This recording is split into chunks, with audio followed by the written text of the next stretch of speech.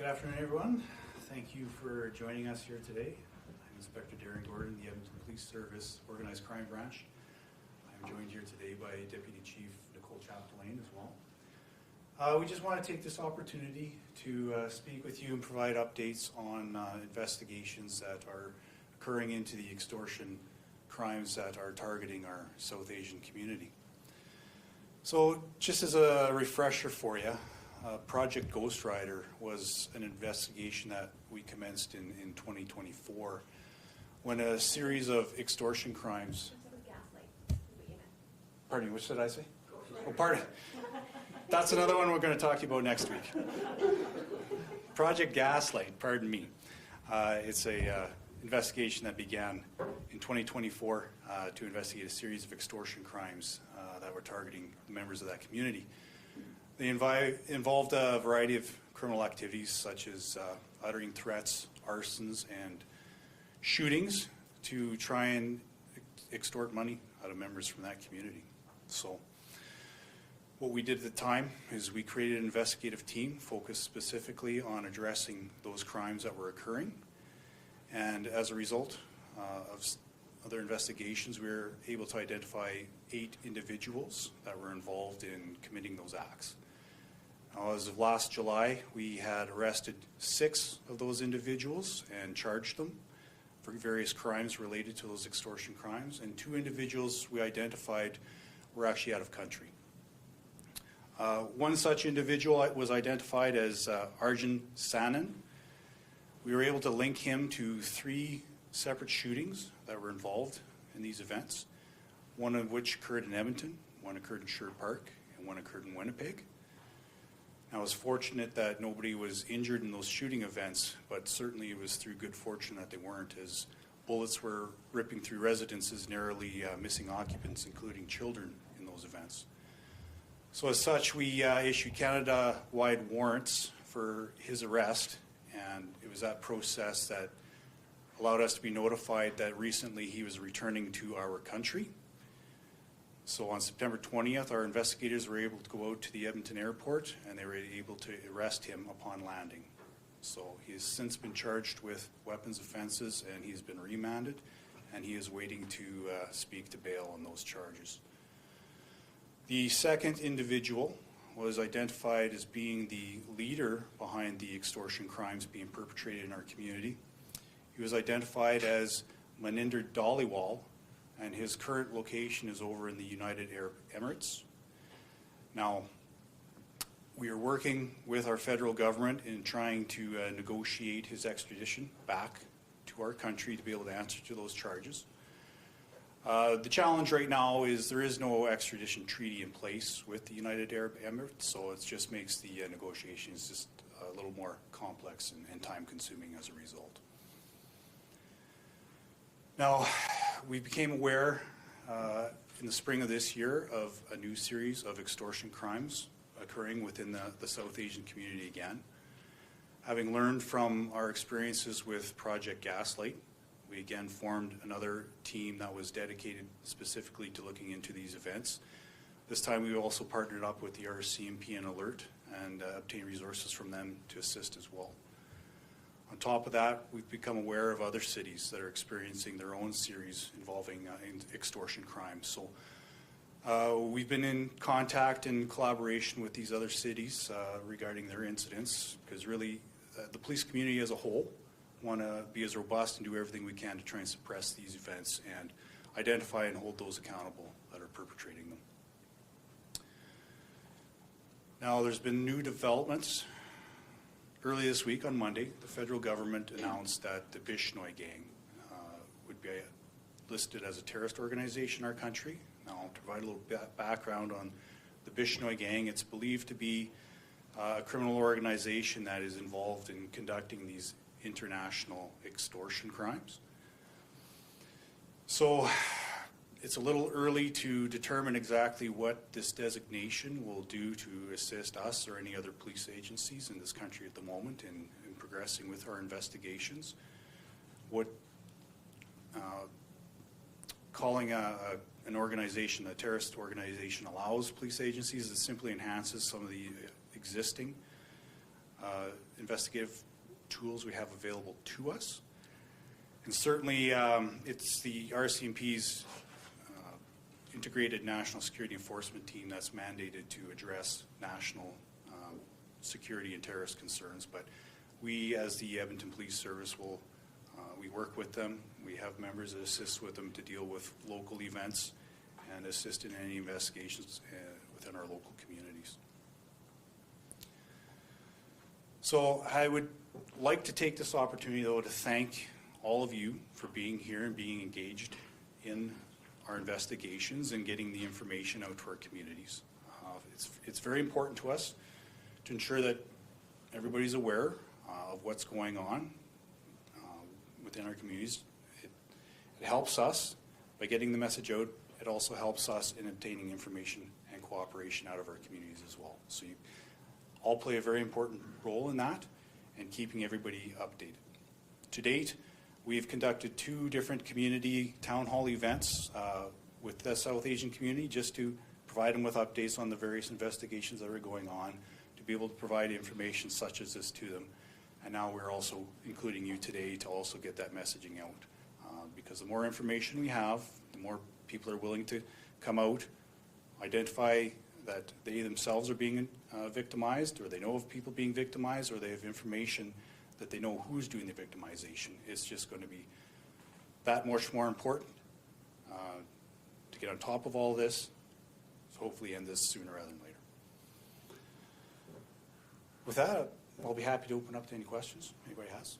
As per usual, if you could just go to the microphone there and just identify your outlet and go ahead with your question. Hi there, Johnny with the Edmonton Journal.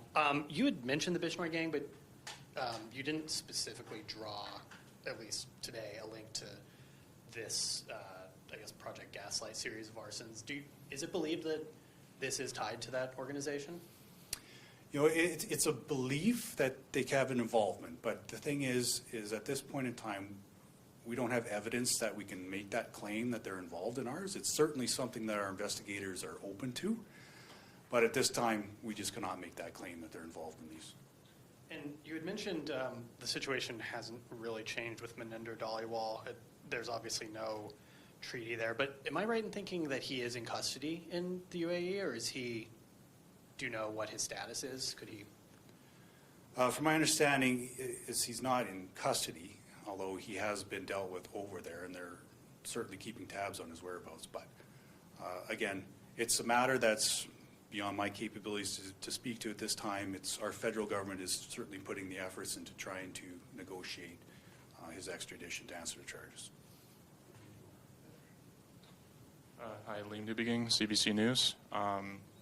Can you say, like, right now, why you believe these groups are targeting specifically the Southeast Asian community in Edmonton? You know what, that's a difficult question to answer, to be honest with you. All we know is, and that we can speak to at the moment, is it just happens to be this particular group that's getting targeted at this time.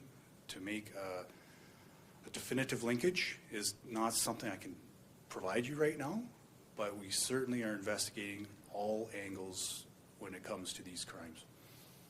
And as these crimes are happening in multiple cities across the country, is it Southeast Asian communities in all of these cities that we're seeing consistently targeted? Yeah, it is a commonality that we are seeing amongst the various different cities. So that's why we're all collaborating and working with each other, sharing as much information as we can. Again, the whole purpose of which is we all want to work together to try and suppress this and hold those accountable. Darcy Ropchan, City News Edmonton. With the 21-year-old man who was arrested and charged, with him being on his way back to Canada, can you say what the story with that was? Was he returning to Canada willingly to potentially commit more crimes, or was he coming here to face charges? Or all I can tell you is he was coming back to our country, and we were notified simply because we had the Canada-wide warrant in place. So CBC authorities were able to contact us, give us the heads up, and we went and arrested him at the airport. I know you also said it's very early to tell what you can do with this terrorist designation, but you said it does enhance your powers a little bit. Can you maybe just give some examples of that? When I say it can enhance powers, really it gives you a bit more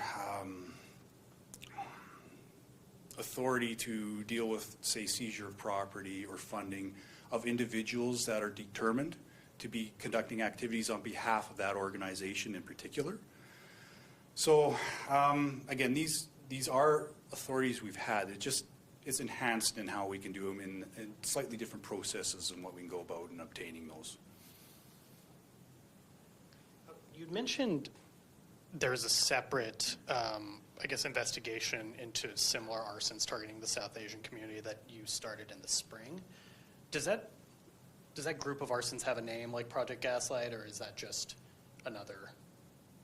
I'm just wondering if you've publicly talked about that series yet.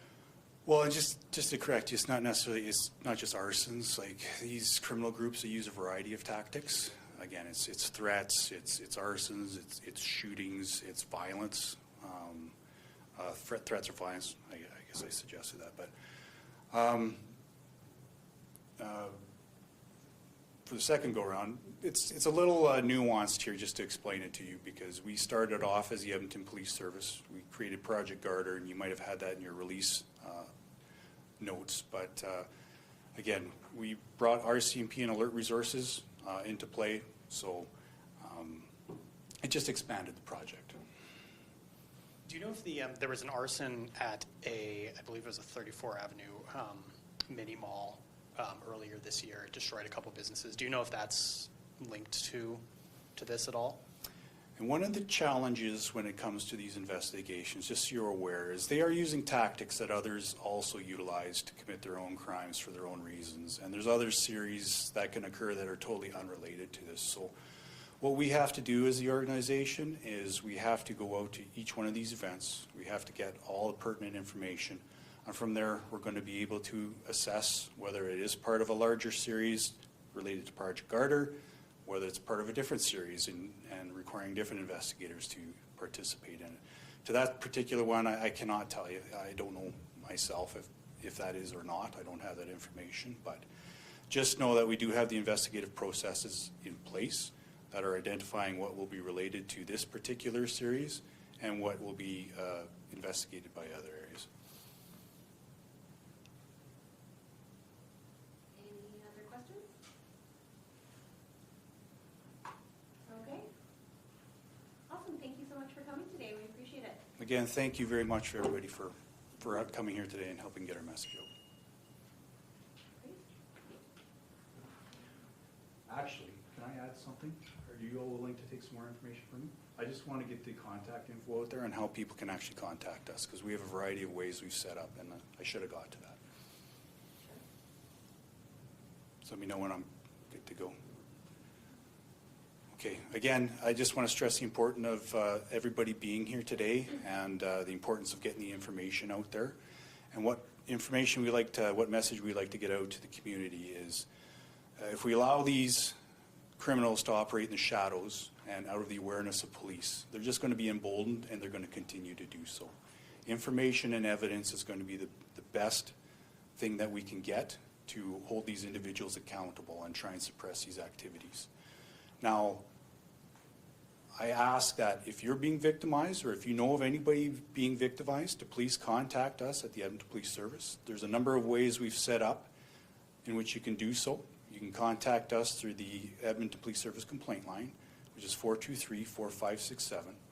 Also, in regards to these, we've set up an email address that you can send a message to, and that's known as Project Gaslight at edmontonpolice.ca. Plus, we have established a dedicated phone number in which a message can be left to either contact you or provide information on, and that number is 780-391-4279. And on top of that, Crime Stoppers is always an option available to you as well. So again, we highly encourage you, please reach out, work with us, and help us stop this as soon as possible.